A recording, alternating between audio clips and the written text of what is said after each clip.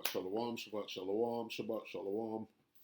Call hello, Yahweh Shemiyah Washai, Bahashim Kakwadash, double honors to the elder apostles and elder bishops, a great millstone, even the elders that came before them that taught us the truth. Shabbat Shalom and salutations to all the brothers out pushing the word and truth and in sincerity, the hopeful light tabernacle of David.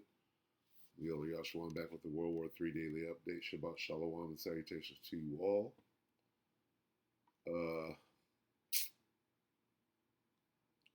444, mercy. Call hello, Yahweh Shemiyah Washai, Bahashim Kakwadash. Jeremiah 51 and 46. But do not panic. Don't be afraid when you hear the first rumor of approaching forces. Okay, when we read Jeremiah 51 and 46, the NLT says approaching forces, makes it very clear that this is talking about military warfare, if you will. If you read anything else, it's a little ambiguous. NIV, do not lose heart or don't be afraid. When rumors are heard in the land, one rumor comes this year, another the next. Rumors of violence in the land, of ruler against ruler. What kind of violence? Approaching forces. Okay? Nothing else really gives you that clarity. Approaching forces. Yeah, there's violence in the land, but what kind? Approaching forces. War. Okay, let's read the King James. Unless your heart faint, and you fear for the rumor that should be heard in the land, a rumor shall both come 1 year after that, and after that, in another year shall come a rumor and violence in the land, ruler against ruler. One more time in the NLT. But do not panic, do not be afraid when you hear the first rumor of approaching forces. For rumors will keep coming. Rumors of what? Approaching forces, war. Just makes it a little more clear. For rumors will keep coming year by year. Violence will erupt in the land as the leaders fight against each other. What leaders? The leaders of the militaries, these approaching forces.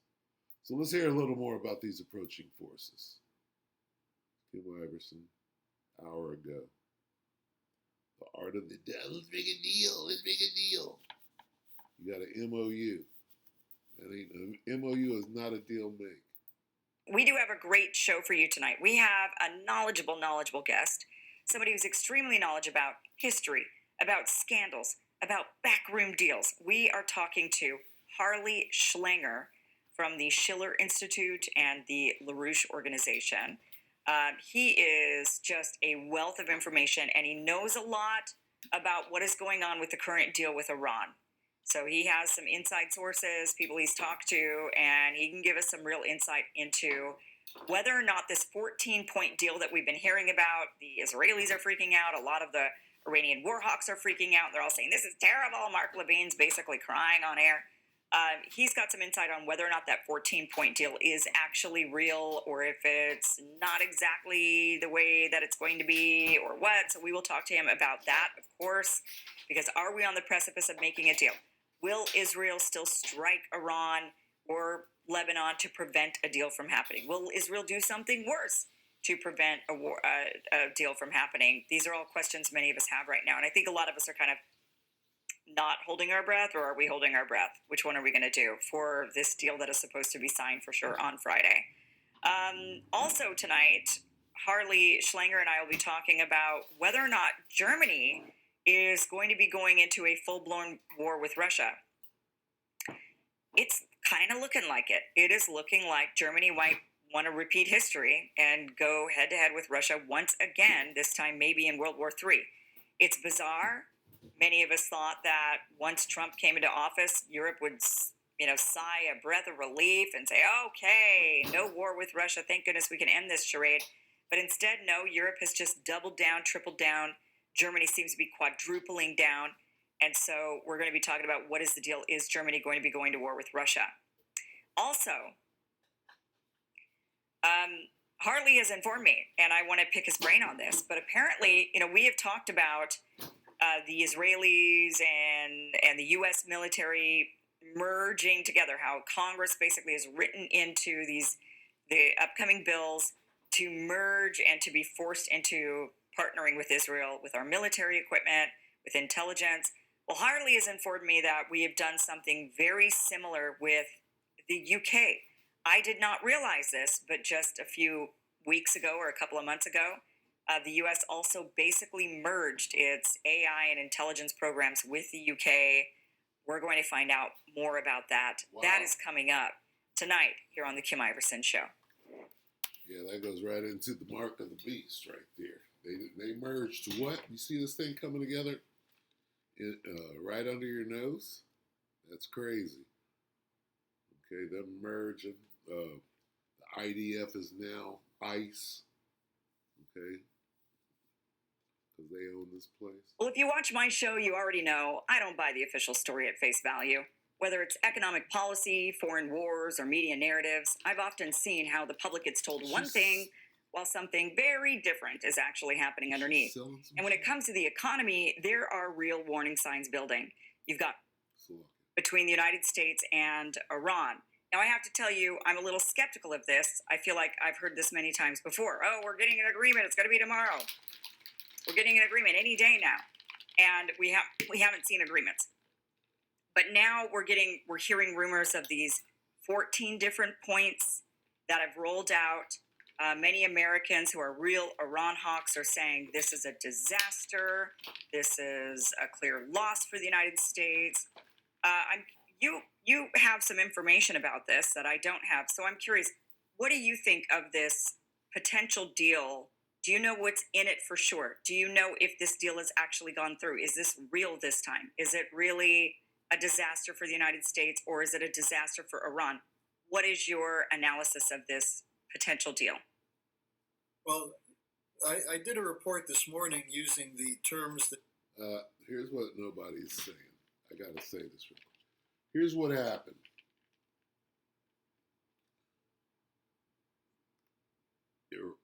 Israel tried to bully Iran.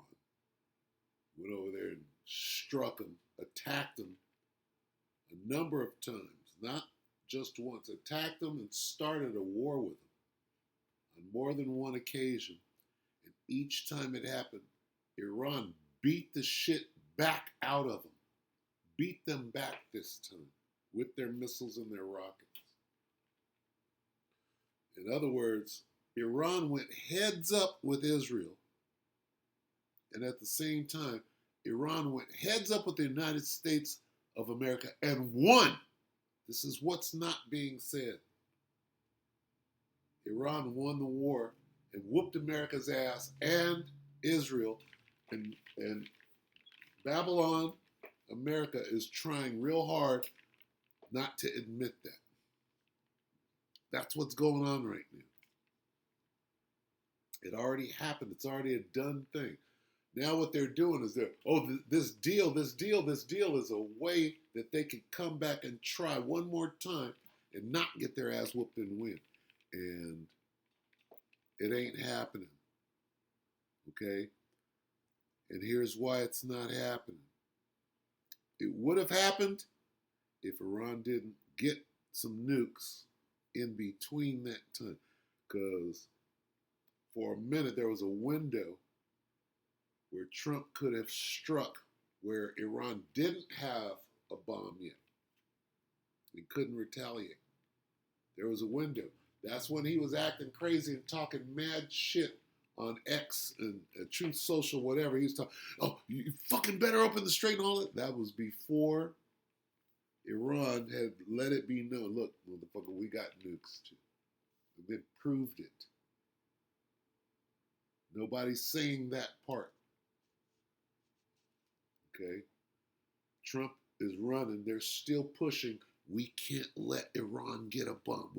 Iran has bombs. They can't say that. They can't say, well, Iran already has bombs, because it will destroy their we can't let Iran get a bomb facade. They're holding on to that lie, pushing it forward. How do they do that? By not admitting that they already have nukes. Now, they would have nuked already. Bibi would have nuked. Trump would have nuked because they got their asses straight kicked in war. Period. End of story. The only question is who's going to nuke who next? That's what's going on. You're going to send a bunch of troops over there. They're all going to die. And then finally you're going to get to the nukes. Here we are. Iran whooped America's ass in war. Not once, twice. And Israel at the same time. Iran won. Now it's about nukes. Iran's got nukes too. That's what's going on. Nobody's saying that. Ronald Reagan used when he first met with Gorbachev in the arms control talks, which is trust but verify. Now, to enter into any negotiations, you have to have a certain amount of trust with the person you're dealing with, although sometimes that's hard with Donald Trump. But ultimately, you have to verify. And that's where we are right now. The 14 points that were released late last night, I saw it in the Iranian media, and it's now in the U.S. media. In fact, I think J.D. Vance has even said that it was digitally signed today. But what's said... None of that shit means anything. What that is smoke and mirrors about they got their ass whooped. You're going to give Iran $3 billion? Give them their money back. You're going to do everything they tell you to do and call it an agreement, right? So you can act like you didn't lose that war. That's what you see going on. Cut the fucking bullshit. There is no agreement. Iran is like this. Yeah, we'll make an agreement. Give us our fucking money, and we might let you go through the strait. Other than that, motherfucker, get the fuck out of my face. That's what the deal is. The deal is this. You motherfuckers recognize that we run the strait now. Here's the deal. Now give us back our money. We might do business with you. That's the deal. They got their ass kicked. Now it's whether we're going to use nukes or not. There's no deal. The deal is, got your ass whooped. Give us our money you've been holding.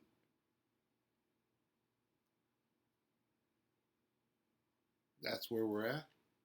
Everything else is bullshit dancing around the fact that America lost the war. Nobody's going to come out and say that. It's not in their head. They know that that's what happened, but they're waiting. They're trying to sneak around the back end and win. And it's not going to happen. You got to accept that L. You're not saying. You already got your ass whooped. Now you're trying to sneak attack. It's not going to work. Iran's like this, nigga. It's not going to work. Because the only thing they can do is use nukes. And then that's when China, that's when Vladimir Putin step in. Can't run around slinging nukes, dummy. You're not the only one that got them. We got more than you. Here we are. Now is a meeting on Friday, and the 14 points, 14. well, for those people who think Donald Trump is the master of the art of the deal, it looks to me as though he was taken. And the reason was he got himself into a trap with this war. And he did it because of the reliance on bad intelligence from people like Hegseth, the reliance on the Israeli. That is not why. He got forced into that war, got pushed into it because they're blackmailing his ass, and they thought that it would be just that easy. They got made to believe that it was, oh, well, we got this, it's going to be like Venezuela. And it didn't wind up like that. They fought, they tried hard, got that ass whooped. They gave it everything they had, all this new weapon systems and all of this. They got their ass kicked. And here we are. Those drones won the war. Get that fucking outdated Navy bullshit out of here. And a desire to show that he could do better than Obama. So all bad reasons to launch a war. But if you want me to, I can go through the most important of the 14 points. It starts by saying that the fighting is going to end. It does have the Iranian insistence that the Lebanon battle, the Lebanon war, be included in this agreement of a ceasefire. It has an agreement that Iran will get $12 billion of the $24 billion that we seized from them. They'll get that within 30 days, and they'll get the other 12 billion within 60 days. It's a 60-day agreement. It includes what Trump wanted: no nuclear weapons for Iran. But our intelligence said Iran was not building a nuclear weapon before the war. It also includes the opening of the Strait of Hormuz. Well, the Strait of Hormuz was open before the war. So what's the benefit that we got out of this? And that's the thing that's the problem. We ended up spending a lot of money creating a potential catastrophe on the world economy. It included a 4.2% jump in inflation in the United States last month. And it probably would continue to go up if this didn't end. So I think Trump's hand was forced by events in the world and also the upcoming midterm elections, which are closing in on him and not looking so good.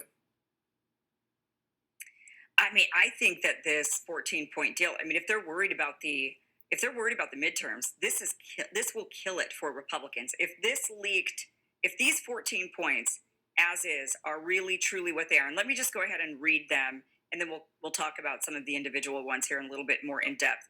But first of all, it says permanent, like you said, a permanent and immediate cessation of war on all fronts, including Lebanon. Although Israel, I guess today, is disputing that, saying no, Lebanon isn't in the deal. It's hard to know, though, really what is being said because, we're just hearing rumors right now. So I've heard rumors that Israel's saying Lebanon's not in the deal, but I don't really know if that's, it's hard to know exactly what's going on there. Well, this is where Netanyahu has a problem, because he promised that he would take out Hezbollah. And Trump is saying, no, you can't get in Lebanon. And the fact is, in Lebanon, they're not just fighting, Israelis are not just killing Muslims, they're killing Christians in the suburbs of Beirut. And and Netanyahu's facing an election. And he promised he would win this war. So he's a real problem for Trump. The second point, and before we move on to the second point, Netanyahu is a giant problem. And I think that is the biggest question before we even go on to the other 11 points or 13 points on this deal. The issue is Netanyahu. I mean, the Israelis have, and I even hesitate to say Netanyahu, because I think if it weren't Netanyahu, I think if he were dead or out of office, I think the next guy would be just as terrible. So I don't think there's anything unique about him. So, but the issue with the Israelis, so I should just say the Israelis, is that what I'm trying to figure out is what exactly was their goal in this war? What were they trying to accomplish?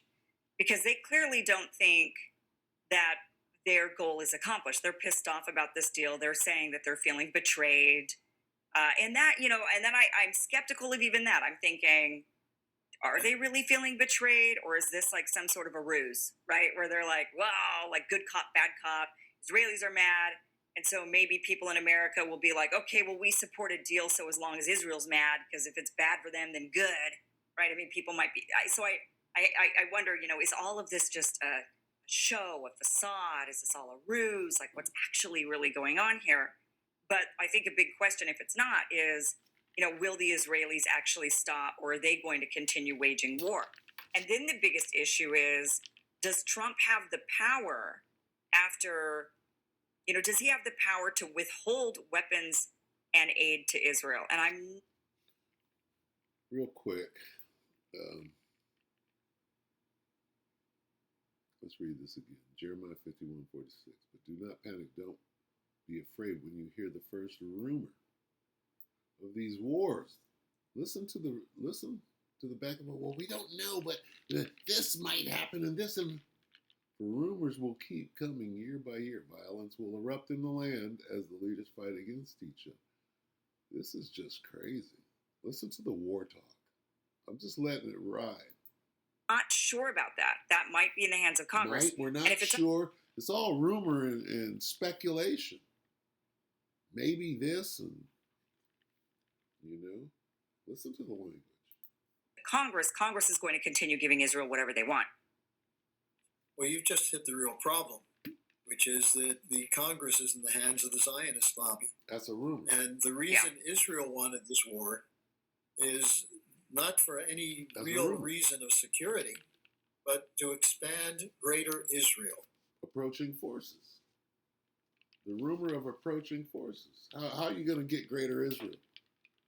Well, we're going to send out the IDF. This is a cult mentality that exists throughout leaders in the intelligence community, the Zionist hardcore, and in the IDF, the Israel Defense Forces, that they're not safe unless they control whole areas of Lebanon, Syria, parts of Jordan, maybe. Why would forces be approaching? Why do you send out troops? Okay. Why do you send troops out? Approaching forces. Why do you send troops out? To take land. To take other people's land. That's the idea of war. We're going to go take your land. Okay? That's what the whole thing is about. Taking people's land. All right? Stealing. Coveting fields and taking them by force. Okay? What does the rumor of approaching forces mean? We're going to take your land. There's a name for it. It's called the Greater Israel Project. Here come the approaching forces to take your land. The Greater Israel Project is about what?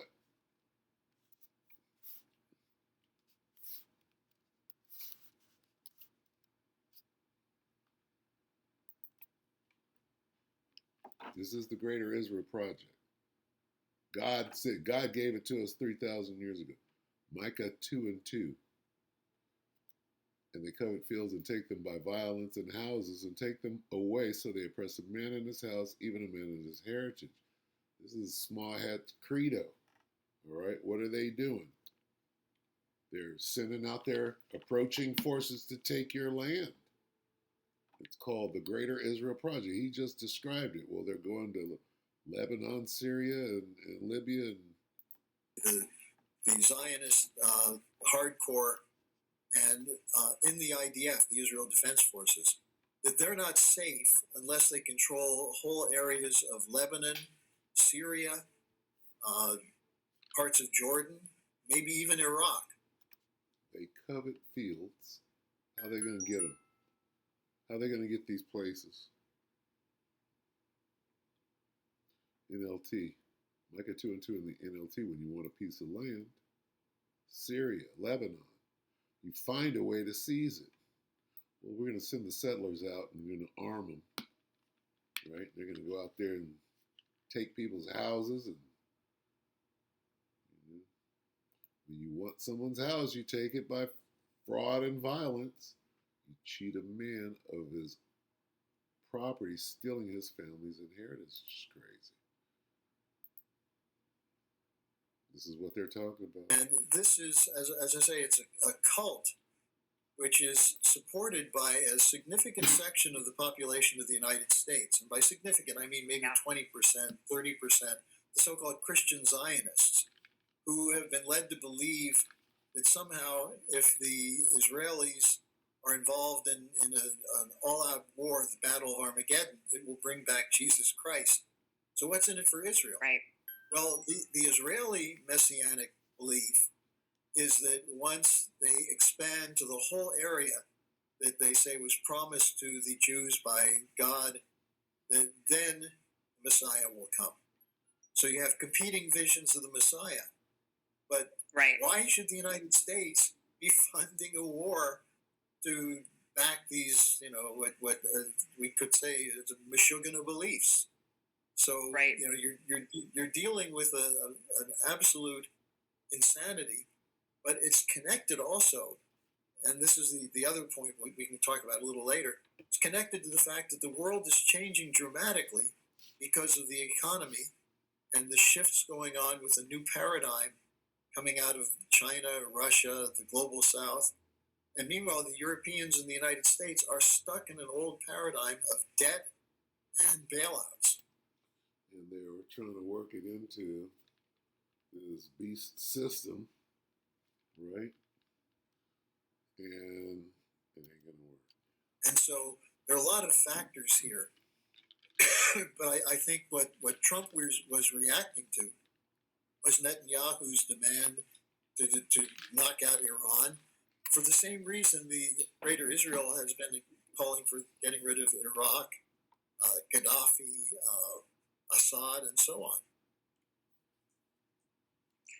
Yeah, so the big question is whether or not Israel's actually going to stop and adhere to the peace agreement, or if they're going to say, we're not involved in this, that's between you and them, but we're only in this war because of Israel, and we'd only stay in this war in order to back Israel. So then the question is, if Trump says, okay, I'm going to cut you off weapons and I'm going to cut you off, which that would be unprecedented. I don't know if that's actually something that would ever really happen. I mean, he could sit here and say, oh, yeah, we got a peace agreement, but then what stops the Israelis? And then really what stops us from continuing to give them all of the weapons their hearts desire? Nothing. So, I mean, maybe, though, Trump would say, well, we're not going to be involved.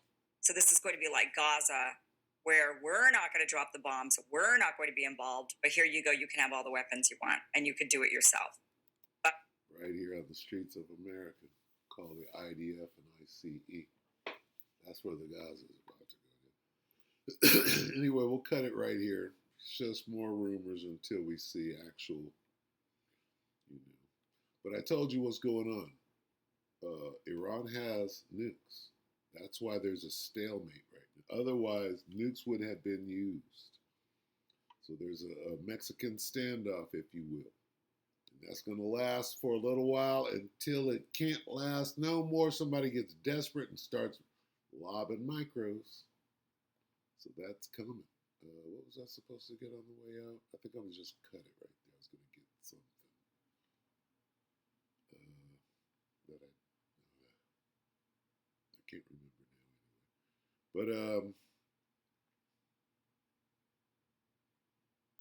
yeah, we just got to sit back and continue to watch, because the most important thing going on in the world is the war. How does Babylon the Great come to an end? How does Esau's kingdom come to an end? Through World War III and nuclear exchange.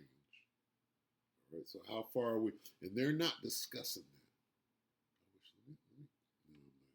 I'm going to just end it right here. I saw something earlier where they were talking about, they all know that Iran has nukes. Everybody at the top, they already knew. They just can't, you know, say anything because they staked their whole premise for going to war on Iran can't have a nuclear weapon, right? So as soon as, you know, it comes out that they do, that whole thing goes away. Now why are you there? Why'd you go? Why'd you go to war? 2nd Ezra 9 and 3 in the GMT. There will be earthquakes, national rebellions, international intrigues, unstable leaders, and confused rulers. When you see these things happening, you will know that they are what the Most High Power has spoken about since the beginning of creation. Letting you know that these are the signs, right? Some of the signs that Yahushua is on the way. With that, we pray that the elect ratified you, brothers and sisters. Shabbat Shalom.